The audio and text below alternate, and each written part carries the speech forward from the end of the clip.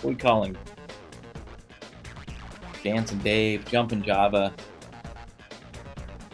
What do we call that dude? We gotta call that dude something. He needs a name. He really does. Let's get this guy a name. He needs a name. Come on, streaming. Twitch is always so very slow. Good morning, good morning, good morning. Getting the streams up and running. Good morning. Welcome to your Tuesday morning cup of cyber. I'm Jim, Cyber-Recon. As always, I'd love you to hit that like button over there, that subscribe button, that bell, like the video, subscribe, share with your friends. We'd all like you to get this information out. Let's get that cup off there. Today, our early coffee is wrapped up warmly in a St. Louis Cardinals coffee cup. Again, I hate these ones that I feel are printed backwards. I think this logo should be on this side so that when most right-handed people hold it, it will be facing outward. But that's me. I could be wrong. Got a Johnny Cash shirt on. I don't understand why they make a Johnny Cash shirt. It's not black. Men in Black. Maybe it's early career. I don't know. Ton of stuff coming at you this morning. I think we have 4 or 5 big articles. Office is in the news. They're being exploited. Woz is in the news. He's trying to sue Google. The Russians are in the news. They're trying to steal our COVID research. And something else. What else we got in the news today? There was one other thing. Cerberus. Cerberus is for sale. Build a Trojan, make $10,000 a month, and then try to sell it. Hopefully y'all are doing good. I don't know what happened with the stream yesterday. It was a weird stream. It ended up being split into 2 parts. Just strange. Morning, Dennis. Good to see you. It was a strange stream yesterday. Why, I don't know. Ton of stuff to cover. Ton of news to cover this morning.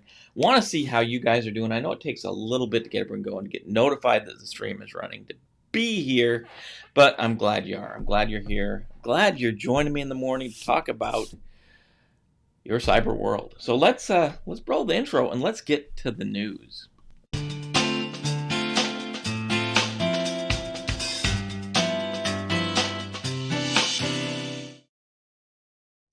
You can choose your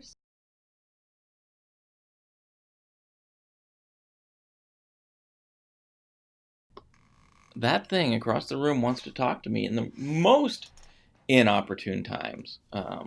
Why? I don't know. Left the FBI out of the news. How can you leave the FBI out of the news? Bunch of DDoS, bunch of new ways to exploit systems, and that's what we always see. The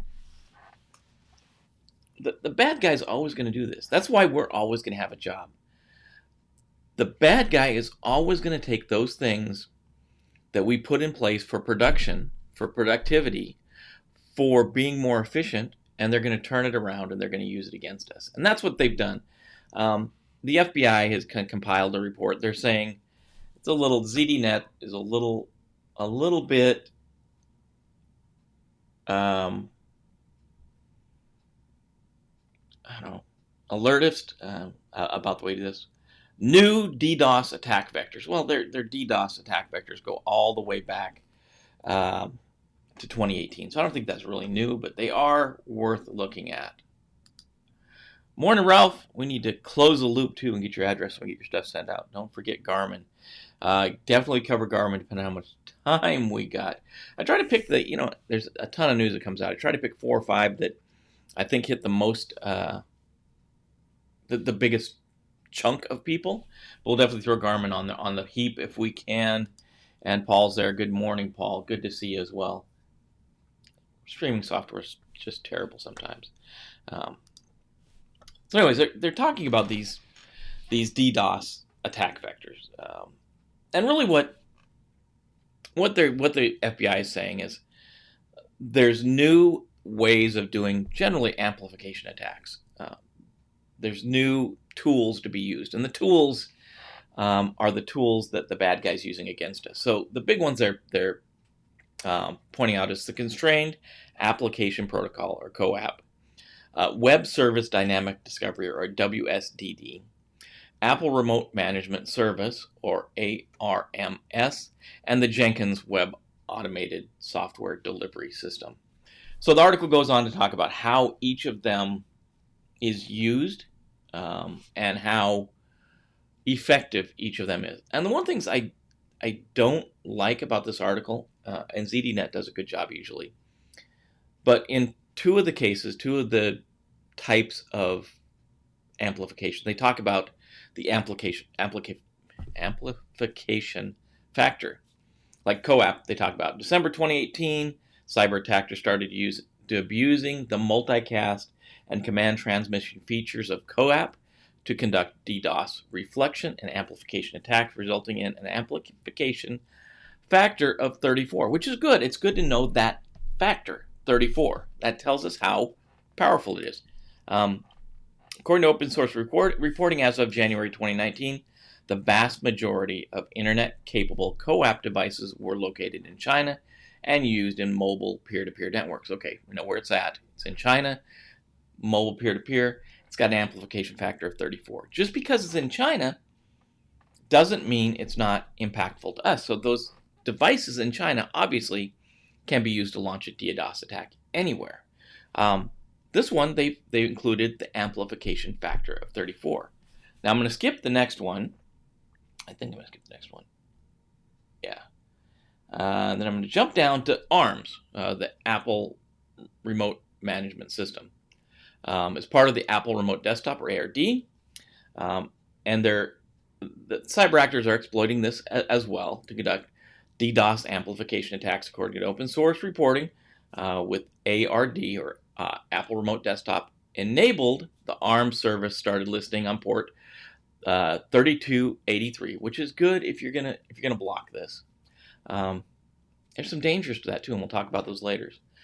For incoming commands for remote Apple devices, which attackers use to launch DDoS amplification attacks with a 35.5 to 1 amplification factor. ARD is used primarily to manage large fleets of Apple Macs by universities and enterprises. So that's why we've got it. So now we've got a score of 34. Then we've got an amplification factor of 35.5 to 1. Both those I can use. They're both essentially the same. So I got essentially a score of 35.5 and a score of 34. Well, now in the other two, for some reason, they don't even mention that, right? So we talk about WSDD, or the Web Services Dynamic Discovery Protocol, and it gives some more facts. It says this has been used to launch more than 130 DDoS attacks, some reaching the sizes of 350 gigabits per second. Two separate attacks waves have been conducted. Later, the researchers have reported increase in cyber actors using non-standard protocols and misconfigured Internet of Things, or IoT devices, to amplify DDoS attacks. According to separate open source reporting, IoT devices are attractive to targets because they use the WSDD protocol to automatically detect new internet-connected devices nearby. So it's essentially probing and looking for discovery of new devices. It's a feature that's used so that the end user has an easier job connecting Internet of Things, and that's why this is done. As of August 2019, not too long ago, about a year, almost a year, there were 630 internet-accessible IoT devices with the WSDD protocol enabled. So a huge, almost, close to 750,000. What's 100,000 among friends? 120,000 among friends. So obviously, there's a huge amount of devices that can be used for DDoS that have this functionality running on them. So WSDD, ARMS, and CoAP are the first three. Jenkins is strange because Jenkins is a software delivery service, web-enabled. We pipelines a lot of times. You build a Jenkins pipeline to push your code out. UK security research identified a vulnerability in the built-in network discovery protocols of Jenkins, which is servers-free open source automation servers used to support software development processes that cyber actors could exploit to conduct DDoS amplification attacks, according to open source recording.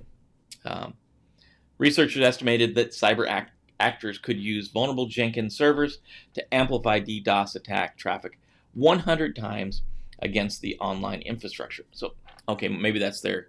So maybe the third one. This is probably 100 to 1. So now we see the most probably powerful of the three, but it's not in a consistent factor. I would love to see it consistent across this reporting. So the article closes with one of the important points of this, the defensive strategy around this thing is, if you're using things, if you have a fleet of Apple devices, you probably can't close those ports down. If you're using Jenkins to deliver your software, you probably can't close those ports down. If you're using those IoT devices, you probably can't close those things down. So that's the point. You can't close the ports down because you're using them. So maybe port forwarding may be an option, something like that. But really, that's the crux of this thing. Is it's hard to turn off the ports. It's hard to turn off the services if your organization is using them. So it's a huge vector for conducting these DDoS attacks. And there's really sometimes there's no way to stop it. So there's some protections we can put in place. So why do people do this? Obviously, we do this to try to knock a competitor offline, to turn their services off. Maybe we're doing this as an attacker because we're a hacktivist. We're trying to take down someone, some organization, something that we don't think is legitimate. So we're trying to stop their services. Another reason, if we're an attacker and we want to take down a security application and stop it from providing its protective measures, maybe we're going to try to DDoS it. We're going to take it down, and hopefully it'll fail open, and we're going to be able to slide right in. So failing open, failing close is important. But that's what you need to know about these new DDoS attacks. I mean, some of these go way back to 2018. So new maybe is relative. FBI, come on, man. But it's good they're putting this stuff out. ZDNet, I really wish you would add the common format, but we know Jenkins about 100 to 1 as the amplification factor. I'm going to extrapolate from their article there. There's a little fly flying around here. It's really bugging the crap out of me. Woz is in the news. Steve Wozniak, obviously co-founder of Apple, the Woz, as most people call him, is in the news, and it's really tied to this latest string of attacks, and I don't know if attacks is, I guess attack's the right word, around cryptocurrency scams. Now, the first one we know about Twitter, there was a breach. A lot of legitimate accounts were taken over, and there was what I would call one of the weakest scams I've ever seen played out that actually made money. The thought of a millionaire or a billionaire saying, if you give me Bitcoin, I'll double your money. That doesn't make any sense to me at all. I can't understand why people fell for this, but they did. And it's that easy win. Those people after the easy win, after the easy money, seem to be always the people that fall for this. So Twitter did some stuff. Twitter took a lot of action against the malicious activity and took down the scam pretty quickly. Woz is saying Google and their company YouTube have kind of the same thing going on, where people are putting up a picture of the Woz and other people and saying that they're going to get money from him. So essentially a 500 and a 10,000 Bitcoin giveaway using Woz's name, the co-founder of Apple's name. He's also using Bill Gates, Elon Musk. Again, it's got to pass the sniff test. If it doesn't sound right, if it doesn't feel right, it's probably not right. There's 18 plaintiffs, including Wozniak, that have filed lawsuits seeking punitive damages and trial by jury, saying that Google isn't quick enough taking down these ads. And they should be looking into Bitcoin giveaways all the time.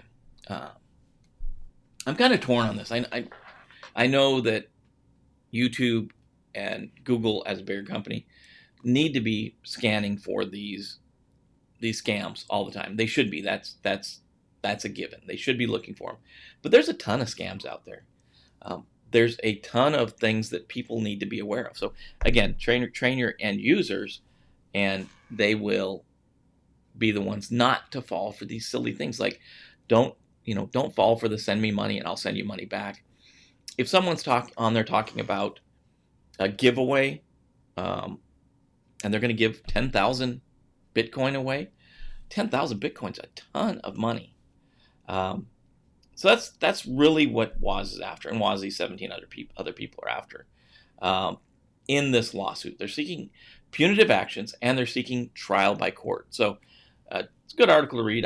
Not totally cyber. It is scammy, and this is by Hackread. I see these guys a little bit more in the news. Hackread's putting out some stuff. It's kind of, I don't know. Morning, Alice. Good to see you. Nice to see you for sure. But that's it. Woz and about 17 other people are suing YouTube over Bitcoin scams using his names, and I don't know how they're going to crush this stuff. Facebook is going to be in the same suit. I see a lot of junk on Facebook.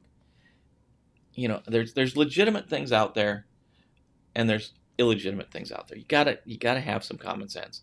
Check to see who's actually running it. See who's actually behind the story or the video before you share it with somebody else.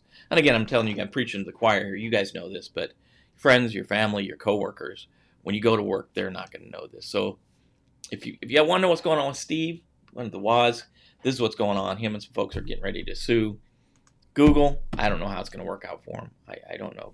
Woz got a ton of money, but Google's no slouch there, out there as well.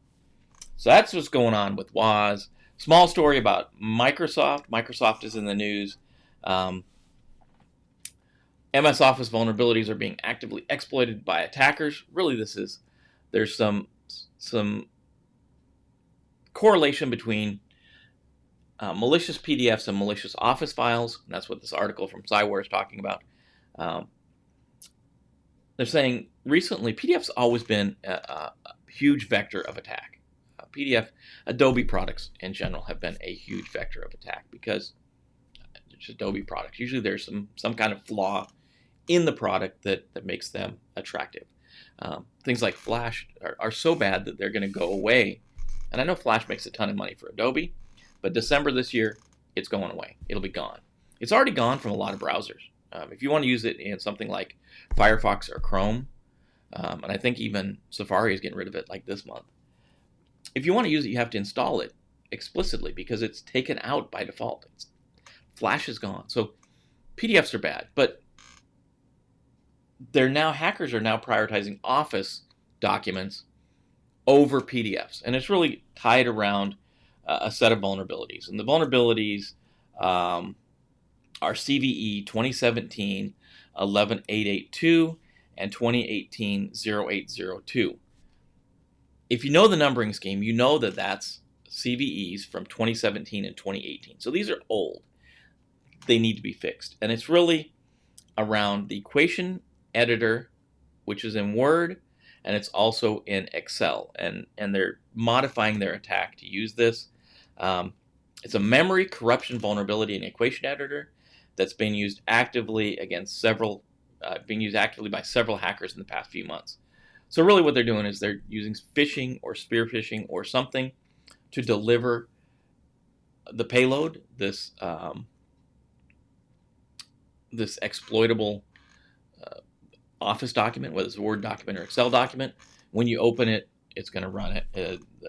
The Z-loader operators were seen making enhancements to an Microsoft Excel document as the delivery mechanism, including a new technique to prevent detection by the signature-based anti-malware engine and hindering the debugging process and analysis in a sandbox. So essentially, the tool will know if it's in a sandbox or a virtualized environment, so it won't run exactly the same. Um, Big thing, with the why about this is the bad guy wants to get on your system. They want to exploit your system for some nefarious reason. They want to get in there. They want to do Bitcoin mining. They want to do ransomware. They want to exploit and exfiltrate documents, or they want to use your system to pivot and attack the rest of the network. There's a reason they're coming after you. So they're either going to spearfish you or they're going to fish you. And again, preaching to the choir, guys. I know that you here is really your end users, your friends, your family, your coworkers. They need to know this. As a security, a cyber professional, you need to have a patch management program. These are exploits from a long time ago, 17 and 18. Patch your system, right? Know what's going through. Train your end users. I can't kind of harp on that enough. This next article, if you want, in the show notes, this next one from Tech2 is a cool article, and it's misleading. So the article heading: Cozy Bear, Russian cyber threat to COVID-19 vaccine researches identical to skilled intrusion in 2016 in the elections. That's there. That stuff is truly there. It's there in the first paragraph or so. It's talking about Russian cyber espionage group hacked the elections in 2016. Is now attempting to steal coronavirus vaccine information from researchers in the U.S., U.K., and Canada. They issued a warning on July 16. These countries that APT29 or Cozy Bear, which a lot of you know, that's the official, semi-official logo of Cozy Bear, is targeting vaccine development efforts, which is connected with the FSB or the Russian Internal Security Service. Then they've got in the Democratic National Committee before the elections. The part about this article I really like, and that's the headline. That block is the headline. Okay, good. We know a lot of people are attacking COVID-19 researchers. This group, Cozy Bear, yeah, they're going after it too. But I like this article, and this article, really, I'm not going to go too much in depth about the rest of the article, but this covers a brief history of Russian cyber attacks back to 1980, actually 1986, when they essentially were trying to get into the U.S. military. And if you've read or watched The Cuckoo's Egg, a German hacker trying to get information and steal it and sell it to what he thought was the Soviet Union. So it runs through a bunch of information about the history of hacking in the USSR and then in Russia, and how it's developed. And one of the blocks they point out here is these folks have a top-notch cyber education. And a lot of times in America we say we look kind of down on a lot of other countries' educational programs. But this one, they point out some pointed marks that Russia gets. So in the article they say every year Russian schools take a disproportionate number of the top spots in the International Collegiate Programming Contest. In the 2016 contest, St. Petersburg State University took the top spot for the 5th time in a row, and 4 other Russian schools made the top 12.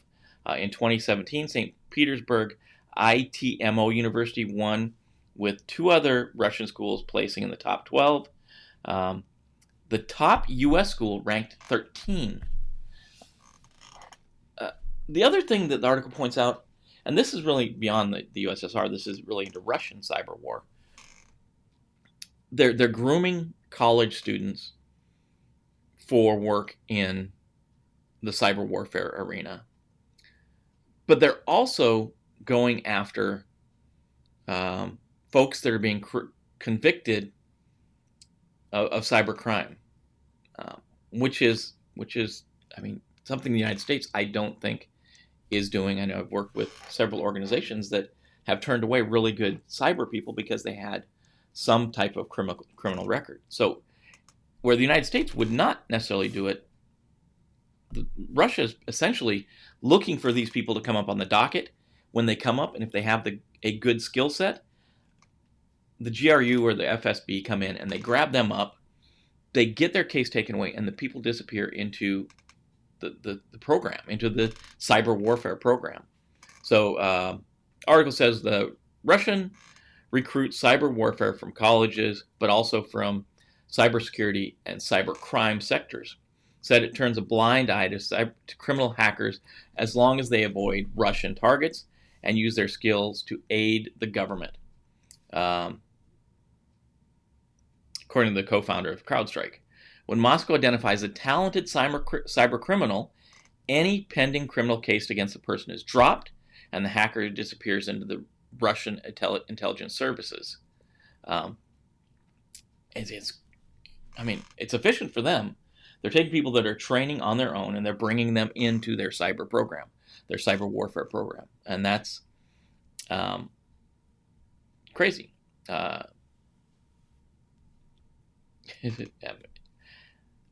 And besides, and it goes on, besides in-house capabilities, the Russian government has access to hackers and the Russian media, and they talk about not only the folks that are directly connected and controlled by the Russian government, but there's also Russian nationalists. These are hacktivists that are working for, essentially for the greater good of Russia.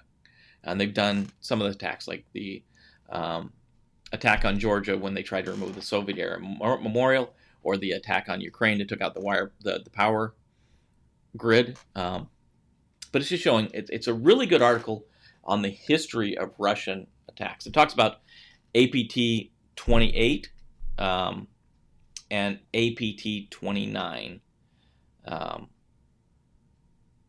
I always get the other thing. APT 28 is Fancy Bear, and 29 is Cozy Bear. Let me make sure I'm right with those two. I think, yeah, APA 28 Fancy Bear, APT 28 Fancy Bear, APT 29 Cozy Bear. I guess you get fancy, you get dressed up before you get cozy later. I guess that's why you can say 28's before 29. 29 Cozy Bear, also known as the Dukes. So if you want a good rundown of Russian cyber warriors, this is an exceptional article by Tech2. I mean, it's really well done. It covers all the way back to 86. Obviously, 86 would have been Soviet era, and runs all the way up through Moonlight Maze and the Kosovo conflict and all kinds of other stuff, including to these APT threats that we see today. So I would suggest if you're going to want to check up any kind of history, that's the one you're going to want to check out.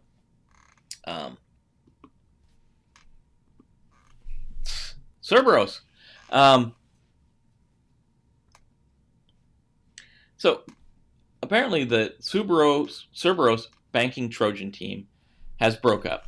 They've taken their instruments and they've gone home. The band has stopped to play. So according to ZDNet, and they got their information from Bleeping Computer, the malware maintainers recently posted an advertisement on an underground forum for Russian speakers, offering the malware on a bidding basis with the hopes of generating it up to $100,000 for the sale. They're starting at $50,000, and it's going to include the Trojan's APK, source code, module code, code for the administrator panels, and all the servers that it currently has. In addition, threat actors looking to adopt the malware into their own toolkits are being offered Cerberus customer base with active licensing and the required installation materials. So essentially, like we said earlier last week, I think we talked about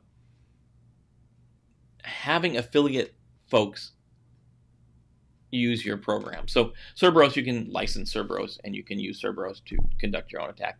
It's a Trojan, it's a RAT, a remote access tool Trojan, that has the normal what you'd expect from a Trojan: key logging, desktop recording, remote exploitation, all the stuff you'd expect out of a RAT, a remote access tool. They say that they're making $10,000 a month, and the reason they're selling, or he's selling, is because the Cerberus group is breaking up, and he can't maintain it. It's taking too much time to maintain the code base and the customer base. So that is why that's going away. Give me 1 second here.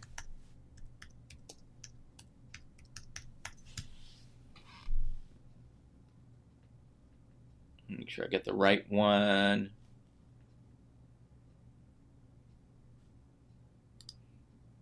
All right. I'm going to have to throw this into the show notes after this, of course.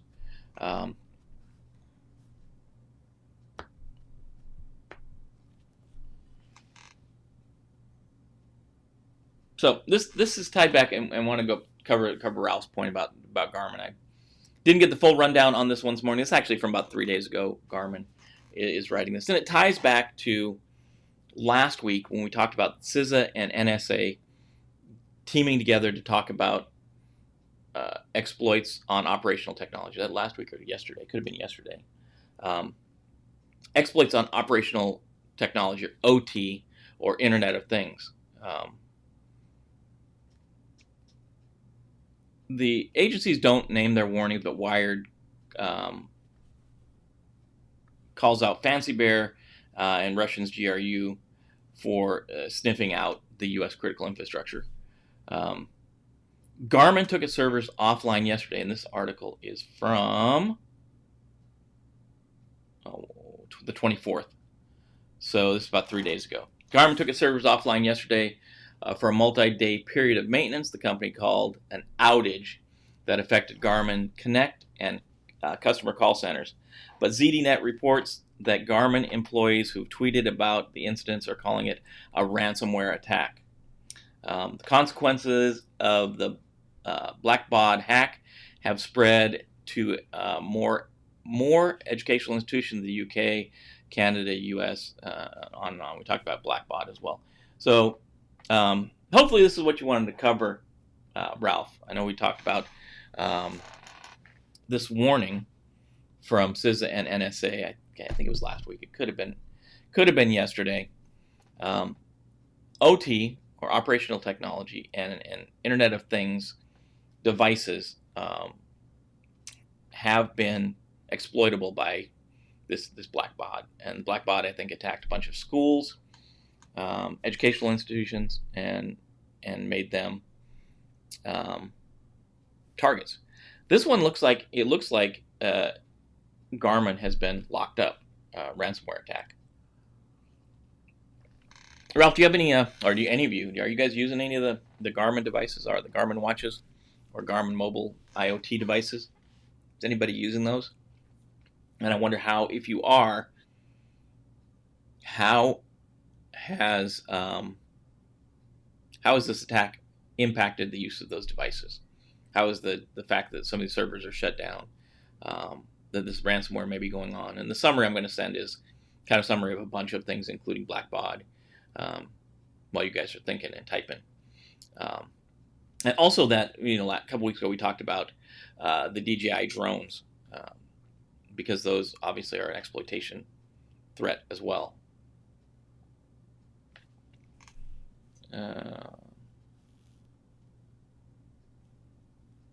Anyone? No one on that. Let's see. I'm going to grab this article, and let's see if we can see what else is going on with Garmin. If there's another one.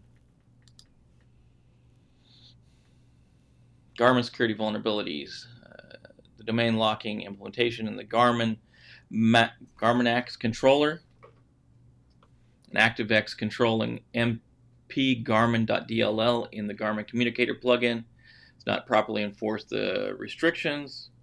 Download, upload requests come from the website specified by the user, which allows attackers to obtain sensitive information and reconfigure the GPS devices via unspecified vectors related to a synchronous error. That doesn't sound good at all.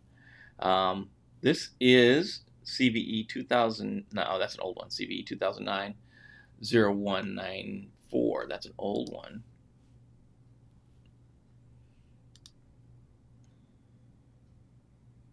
There's some stuff on Garmin. Yeah, that's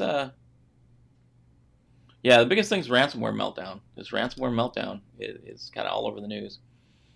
Hit 8 secure news. Garmin's 4-day service meltdown caused by ransomware. This is a little better article. This doesn't mix it with some other stuff.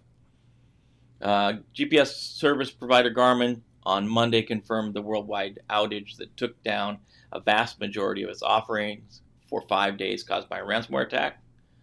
Does this actually tie it back to one of the other vectors that were stated in the other article?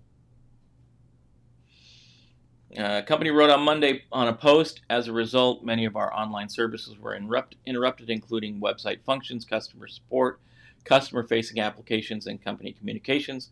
We immediately began to assess the nature of the attack and started remediation. 5 days. I wonder how. There's not a lot of information. Paul, do you know anything about this one? Beyond that, do we know what the ransomware was, or do we know what their cleanup efforts are? Is it just paying the money to try to get back, or are they trying to actually unlock their data?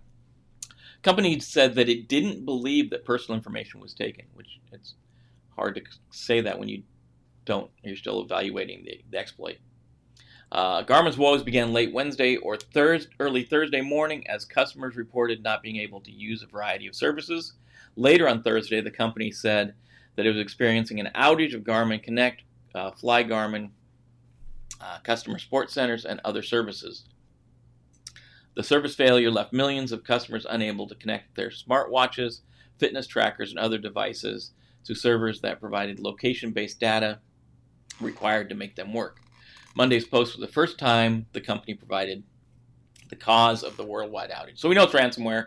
We don't necessarily know what it is. Garmin's the news. Good catch, Ralph. I didn't hear the full details on this. I saw this go by, but didn't know that it was this in depth. So good call. That's why I like you guys. Keep me on my toes. Let's get that off the screen. Garmin in the news. So I'd like to hear more about this. It'd be interesting to see what the attack vector was, what was used to exploit the Garmin servers, how they got in there to start with. I'm going to guess phishing, because that's the way of the world nowadays. Phishing is the way in. So the other thing, if we need a reason to celebrate, it's National Milk Chocolate Day, not to be confused with other chocolates or chocolate milk, but it's Milk Chocolate Day. I put a link there to a story about chocolate and some history of milk chocolate, and how you can make a candy bar cake and some other stuff if you care about National Chocolate Day. One thing I did want to show you, you can't see it here, but it's this dang wide. It's 48 inches wide. It's this dang deep, and way up to here, 24 inches deep. It's the biggest mouse pad I have ever seen in my life. Look at this thing. Compared to this is the big iPhone. This is how big. Look how big this dang thing is. I got it not to mess up the desk, so when I start doing the demos of our hardware, I won't mess up. This thing is huge, gigantic. It's so big, and I've got the overhead got a bad lens on it. But this is the, and that's why you see how bad the lens is up there. I've got a new lens coming in, but look how huge, and it's got this giant gorilla in the middle of it, which is pretty dang cool. But you look at, Alex, for anyone to say, there's my hand on this thing, and you'll say, I've got tiny hands, right, Alex? Look at the size of this dang mouse pad. I was so impressed by this mouse pad. I had to buy one and share it with you guys. If you guys do anything on a computer, if you're on the computer like I am every day in and day out, all day long, This thing is awesome, and it's thick. I don't know, it's like a half inch, quarter inch thick probably, sewn all the way around the outside. I didn't get this for free. I bought this thing. It was about $40, right around like 39, $40 for this thing. It's thick. I mean, it's thick. It's well made. It's sewn all the way around the edges. The edges are sewn all the way in. It's got this non-grip stuff, and I'm telling you, I'm not paid by these guys. I didn't get this thing free. I bought it myself. I'm just so impressed. I wanted something to protect the desk. I wanted something that was going to keep the, if I put a switch out here, it wasn't going to get all dorked up. This thing is awesome. And it's mousepad material all the way across. I do have an affiliate link. I threw an affiliate link on the bottom. It's in the bottom of the show notes. Obviously, I get a little cut if you guys buy this cool mouse from Amazon. I'm not saying you have to use that link. If you want a cool mouse, this is like the Gorilla. This is the box this thing comes in. This huge mouse pad. It's gigantic. It's their 3XL Mega Mouse Pad from Gorilla Stimpack. It's huge. It's for if you're a gamer. This is the mouse pad for you. I just think it's just a very cool mouse pad. I've talked more about the mouse pad than one of our news articles. It's just if you're on the computer all day and you want to be able to just do your stuff, this is the one. I gotta show you this. Look at this thing. This is huge. It's a gigantic mouse pad. Crazy. I was blown away when it came in the mail yesterday. It took forever to get here. It took longer than most well, I guess all Amazon stuff is running a little slow now, but it took a while to get here. It's a mouse pad that, I don't know, if you're doing something on a computer, I want to get, now if you have like a normal size desk, this would take the entire desk up. Just cool. Gorilla, you did a good job. Gorilla Stimpack. I don't know. Again, the link's in the bottom. If you want to just go check, just go look at this thing. You don't have to buy one. Go to Amazon and look at this thing. I've seen big mouse pads before. This thing is massive. This is a table. This desk is the size of a dining room table, and this takes half of it up. I mean, it's huge mouse pad. I don't know. Maybe I get weirded out over the littlest things, but quality stuff, man. This is quality stuff. It's well made.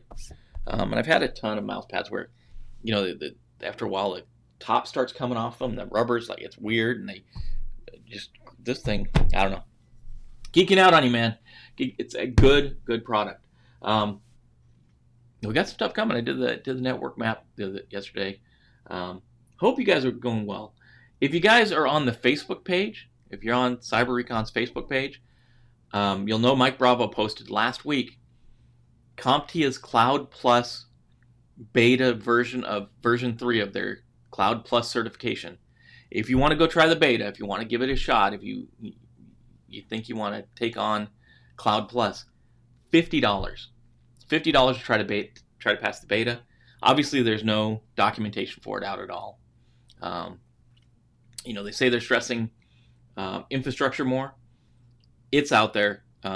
Join the Cyber-Recon Facebook page. Check it out. Mike Bravo's got a good article on it, a good write-up on it. Normally, it's $330 to take the Cloud Plus certification.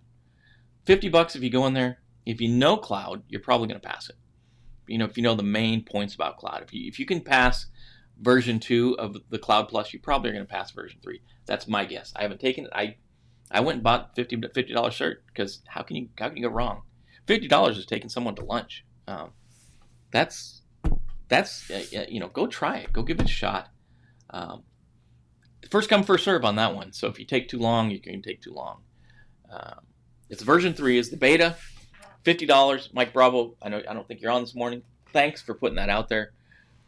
Awesome information sharing. First come, first serve. I think you can take it till about the first or second week in October. So you got some time. Study version 2, the documentation on version 2, and go in there with common sense and what you know about version 2.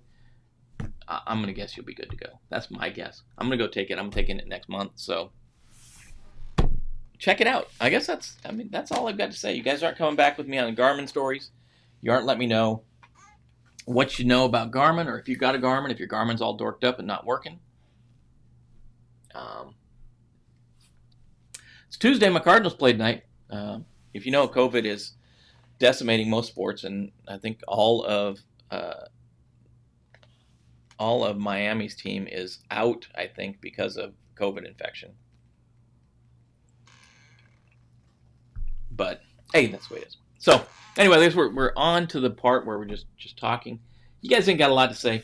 I guess we'll wrap it up. Let you guys get on with your day. We're getting close to the cut point anyways, to where we're going to jump out and go start our day. Again, I'm gonna come back to this. Just huge mouse pad. God, look at this thing. Alex, look at this thing. See? Normal size hands on this gigantic mouse pad. Anyways, I'm Jim with Cyber-Recon. If you haven't yet, hit the subscribe button. I'm sure you guys have. Hit that subscribe button. Hit the bell to be notified when we go live every morning. We're going live every morning at 7:30. We do have a change in plans, right? The change is Trivia Night. Trivia Night is Thursday, and blame it on St. Louis University. St. Louis University wanted me to teach a class Mondays and Wednesdays, so I had to push this back. So Thursday for the next few weeks will be our Trivia Night. Starts at 7 p.m. East Coast time. 40 questions. Going to be a fun time. Grab a beverage of your choice. Join us for Trivia Night Thursday this week, the 30th, 7 p.m. We'll be using Soccerdiv. Go out and check out cyber-recon.com/trivia. We'll tell you all about Trivia Night. I'll throw that link in along with the Garmin link after the show ends. So, that being said, I'm gonna wrap it up. We're gonna get on with our day. I'm gonna go get some more coffee, get ready to get logged in, because that login process now, because all the kids are up in the neighborhood playing Fortnite, it's gonna take a little longer to log in, get my day started. But you guys be safe out there. Take care of each other. Mike Bravo's gonna tell you go get some. I'm gonna tell you be safe, do the right thing, and if you want, share the stuff with your friends. I hope to make the world a more cyber secure place. So until tomorrow morning, 7:30, be safe, and we'll see you then.